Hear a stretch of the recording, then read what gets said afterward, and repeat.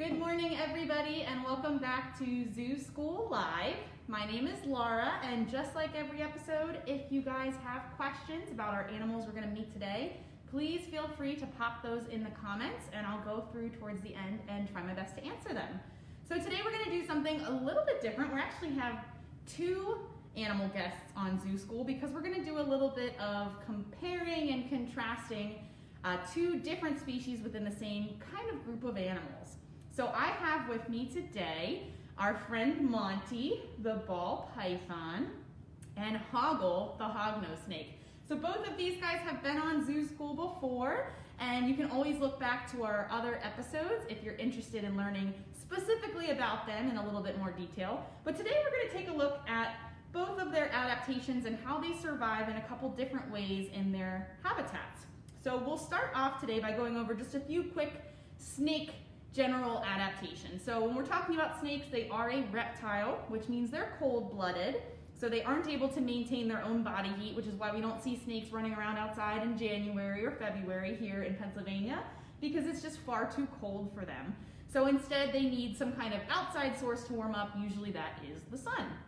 They also are going to have scales all over their bodies. Now we're going to take a close look in just a moment at their individual scales and how they're different a little bit, but those scales are going to be used for protection, for camouflage, and for movement. The big obvious difference between snakes and a lot of other animals is that they do not have legs. So how do they get around? How do they survive and thrive in their respective habitats? That's what we're going to look at. So we'll start with our little friend Hoggle. So he is a western hognose snake, and they get their name because of that fun little nose at the front of their head. It's kind of upturned and sticks up a little bit like a pig nose or a hog nose, and we'll come back to why he has that. But looking at both of our snakes, you are going to notice that they have scales, just like other reptiles. Now, Hoggle's scales are actually pretty rough. If you were to touch his body, those scales are raised a little bit. And that's because he is native to a desert or plains habitat. So he's going to live in an area that is going to be pretty dry consistently throughout the year. It might have sand and rocks and dirt that he's crawling through. And he's going to spend a lot of time in kind of a very hot environment. So those rough scales help him in a couple different ways. They help him to move. So he is going to slither around on the ground. He's not very slithery right now, but maybe once he gets a little more comfortable, we'll see him in action. But those scales help him to grip on the sand and the rocks. They also act as a protectant. So they keep him from getting all scraped up and scratched up if he is moving through those more rough surfaces. If we also take a look at the coloration on him, he is very light and tan. And so many animals that live in a desert habitat where there's a lot of sunlight or heat are going to have lighter coloration to help them stay cool if they need to. But he does have some brown speckles to help him blend in. So again, if you kind of zoom out on this sand and these leaves and rocks, if Hoggle's sitting very, very still, he is going to have excellent camouflage to hide with that coloration on his scales. So if we switch on over to our friend Monty, who's actually being pretty active right now, Monty's a little bit different from Hoggle. Now he does have scales. However, his scales are a little bit more smooth, and you can actually see they're visually a lot more shiny. So just looking at him, they reflect the light a little different than our friend Hoggle. And those smooth scales do help him to move and to grip. And they also have colors to help him blend in, except in a little bit of a different habitat. So while Monty is found in West and Central Africa, he can be found in a couple different types of habitat, including the savanna and some of the scrub forests. So while Hoggle is found in the desert and the plains, Monty and other ball pythons are naturally found in the forest and scrubland and sort of a savanna grassland. So he's going to have some darker colors on his body to help him blend in with different leaf litter and branches and rocks and grasses. So a little bit of a different pattern, similar colors, but a little darker than our hognose snake. Now, he's going to be found in a pretty tropical habitat. It's very consistently warm where he lives as well, but he is a little bit less exposed than the hognose snake. Hognose snakes living in a desert aren't going to have a lot of plant material to hide under, so they do need those colors and those patterns to help them stay hidden in a more open space, whereas Monty and other ball pythons would find shelter under branches and logs and leaf litter on the ground. They're also better climbers than a hognose. So while they do spend a lot of time on the ground, you can see here Monty's demonstrating pretty nicely that he has a nice long body to help him to climb. And he can use those muscles and the different scales on his belly to grip and grab. So they will climb into trees and explore those areas for food and for shelter, whereas a hognose snake like our friend Hoggle, he's pretty flat and he's not quite as long, and he would have some trouble gripping and grabbing to climb. So he's gonna spend most of his life on the ground. Now I mentioned the hognose snake name comes from that little head of his, that nose that sticks up. He's almost got a shovel-shaped head, and we'll see if we can get a little closer there. And that shaped head, that weird shaped nose, is actually used sort of like a shovel to help him dig. So hognose snakes will dig around to find shelter, but most of the time they're digging to find food. So one of the hognose snake's favorite types of foods is going to be toads. And those toads are often going to find shelter underground, especially in a very dry habitat where they could get dried out too quickly above the surface. So they will use their nose and their head to dig around into the dirt and the sand to track down food. They also are going to have an excellent sense of smell, so that nose does assist them a little bit, but mostly snakes are going to be using their tongues. Now, of course, Hoggle is being very shy with his tongue today, but we can check out Monty. He actually is sticking out his tongue pretty readily. So like other snakes, that sense of smell is going to come in handy for tracking down food. So both Hoggle and Monty would use their tongues. They stick them out into the air and kind of flick them around. And snakes have pronged tongues or split tongues, and they can actually pick up little pieces of smell in different directions. And when they bring that tongue back into their mouth, they actually touch it to the top, to the roof of their mouth, and on there is like an extra special nose. It's called the Jacobson's organ, and it helps to translate what those smells are. So as an animal is exploring, as a snake is exploring its habitat and its environment, if it's actively searching for food, but also watching out for predators, you'll see that tongue come out more frequently, and that's how they explore their habitat. So both Hoggle and Monty are going to use that sense of smell to help them track down food. With Monty, though, he actually has an extra super special sense. He has what we call heat sensing pits. And of course, he's going to look away and be shy right now, but on his face, if we take a look, when he turns around, you'll see these little tiny holes along his lip. And those are actually going to be used to help him to track heat. So it's almost like he has heat vision. I'm gonna slightly turn him a little bit here so you guys can see better. Just around the corner. There you go, he's coming that way. So you'll see those little tiny bumps along his upper lip, those little holes, those are his heat sensing pits. So it's like he has night vision or heat sensing goggles. So that helps him to figure out and differentiate between things in his environment. Is it alive or is it not? Is it something I can hunt and eat, or is it something I should stay away from? So he can track his food by looking at its body heat, which is pretty incredible. Not all snakes are able to do that, but ball pythons and other pythons and boids can sometimes have those. Hoggle, unfortunately, does not have heat sensing pits, but again, he does have a great sense of smell and that shovel-shaped head to dig around. Now, Hoggle's gonna be what we call crepuscular. So that means he's active most often at dusk and dawn. They do come out during the daytime, especially if they need to warm up or find some food. But he prefers to kind of hunt when the sun is going down and when the sun is coming up. Those are really good times to be an active predator because many other species, many prey species like toads and small mammals like mice and bugs and things like that are going to be the most active at those times as well. Whereas our ball python Monty is actually nocturnal. So Hoggle here is going to be active dusk and dawn, sometimes during the day, but ball pythons are more nocturnal. Now, even though Hoggle does not have heat sensing pits, he has an extra trick up his sleeve as well. So he is not technically a venomous snake, but he does have toxic saliva. Now, thankfully, Here at the zoo, we don't have anything to fear as long as we were very respectful of Hoggle, the hognose snake. He most likely will not cause us any grief, but he does have very special teeth towards the back of his mouth that can inject some venom into his prey. And that saliva, that mild venom, is actually going to help to subdue his prey. So Hoggle would use his sense of smell, he would use his camouflage to hide and blend in, he would be active at dusk and dawn and creep around, and if he came across some animals that he wanted to eat, like a toad or a small mouse, he would open his mouth and grab it, and then use that toxic saliva to make it very sleepy so that it was easier for him to eat. So that's a very special trick that hognose snakes have up their sleeves to help catch and eat their food. So they actually do not have true fangs like a venomous snake, but they do have toxic saliva and a special way of catching their food. Whereas Monty, he is more of the constrictor. So he does not have fangs at all, and his saliva is not toxic.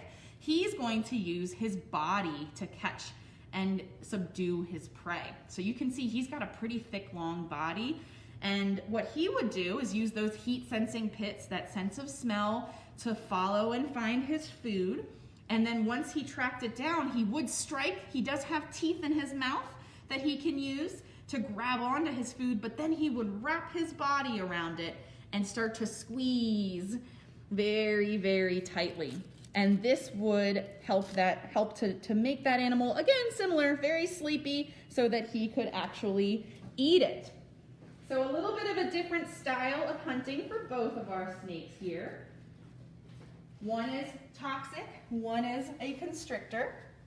But just like other types of snakes, they are both equally important in their habitat. So snakes provide the service of being a predator. They do help to control populations of different animals.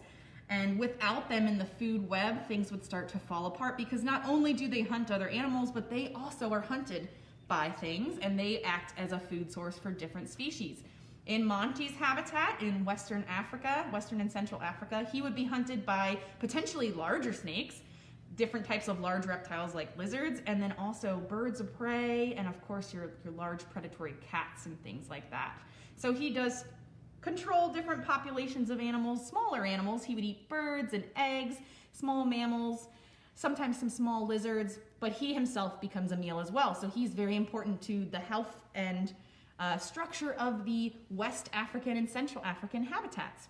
And our friend Hoggle, same thing. He would be found here in the United States, usually from Canada down to Mexico in the western parts, and he plays a role as a food source as well to birds of prey, to bobcats, to coyotes, foxes, all kinds of things. So they both have their own place in their natural habitat. So before we kind of take some questions, we'll talk a little bit more specifically about Monty. So he is here at the zoo as an ambassador animal, like many of ours, and he's actually coming up on potentially over 26 years old. So we got him 26 years ago. We don't know his exact age, but that's a pretty long life for a reptile. These guys can actually live into their 30s. So ball pythons are one of the most popular snakes kept as pets because they don't get any bigger than this. He's not super, super large. He's one of the smaller python species.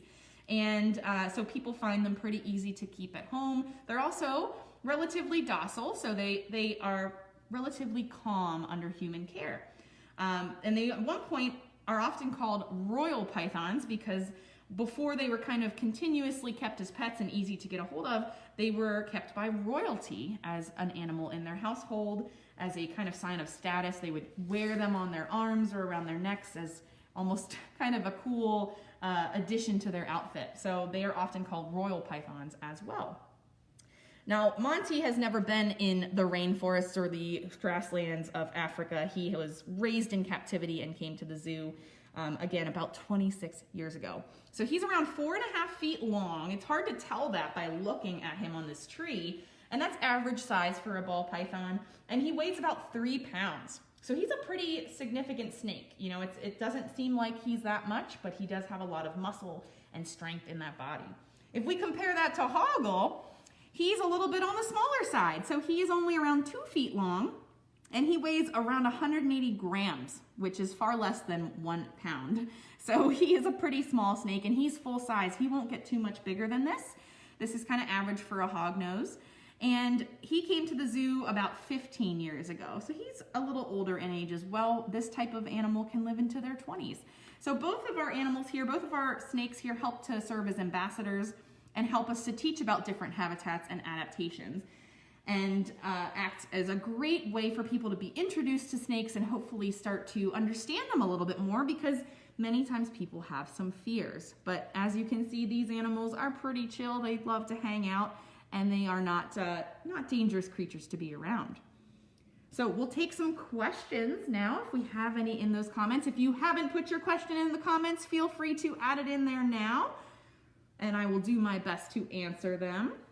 All right, so Holly wants to know, is there a story behind either of their names?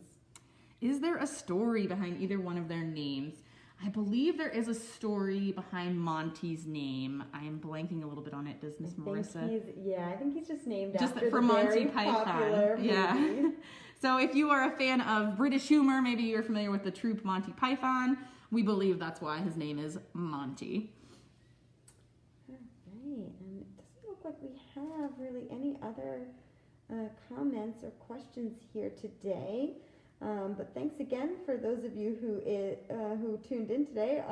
John says Hoggle is amazing. He is. I'm a little, I was hoping he'd be a little active today, but he's doing a very nice job of camouflaging right now. You can tell Monty's definitely more of our explore snake. Yeah, we love that you guys tuned in. If you think of any questions along the day, some of you guys might come in and watch this later on after school or work, and we appreciate that as well. Feel free to drop some questions in the comments, and we can come back on and answer them. And it looks like we have another question here. Looks like Owen, age 10, would like to know, what are their favorite foods? What are their favorite foods? What a great question, Owen. So when it comes to Hoggle, his favorite food in the wild is going to be something along the lines of a toad or a small mouse or a bug. They are very, very good at hunting those things. Here at the zoo, he typically gets small mice, and he also gets these really cool little, they look like little sausages, and they're actually called reptilinks, and they have all kinds of good minerals and vitamins and things, and it's almost like a little special vitamin snack for snakes. On the other side here, we have Monty, and Monty is going to eat a little bit of a more variety. He might eat small mice and things like that, but he's going to eat some birds and bird eggs, potentially small lizards. So he could eat slightly bigger animals because he is a slightly bigger snake. And one of the things that we really didn't point out along the way here, but to help them eat their food, they can actually stretch their mouths really wide. So looking at Monty's face there, it's hard to imagine that he could actually eat a small egg or a bird. His mouth is not that big, but he can stretch it really wide. All snakes kind of have specialized jaws that are very flexible, so they can eat something about twice the size of their own head, which is pretty impressive. That's like you guys at home eating an entire watermelon in one big bite. All right, so it looks like Peyton would like to know if they come in any other colors. Great question. So ball pythons do have a wide variety of colors. Now, naturally in the wild, this is going to be your usual color. So what we end up seeing is, because ball pythons are raised by humans very frequently now and bred in captivity, there's a lot of variety of colors. So sometimes you see them where they're more gray or pinkish almost. There's a lot of variety. As far as hognose snakes go, our western hognose is going to always kind of be this tan, brown, and gray color. We do have a species of hognose snake that lives here in the eastern United States called the eastern hognose snake, and they are a lot more vibrant. They actually have more orange and red tones on their back, and that's because they live in a habitat that includes a deciduous forest. So where Hoggle is going to be found is going to be the desert, the prairie. There's not a lot of change of scene throughout the year, but where the eastern hognose lives, there's going to be different leaves falling for the fall that might provide different colors, so they're a little more bright. Great question. And Joseph, age 5, would like to know, what do these snakes do at night? Oh, good question. So Monty and other ball pythons, they are nocturnal, so they are going to be the most active at night. So here at the zoo, while we're not here to watch them all the time, we do provide some enrichment in the form of places to climb and hide. So Monty has a little structure he can go into. He has a water dish he can take a nice bath in. We give him different scent enrichment occasionally for him to sniff around. So they would be actively crawling around and exploring. Whereas Hoggle, the hognose, he might be a little bit more relaxed at night because remember, he's crepuscular, so he likes to come out.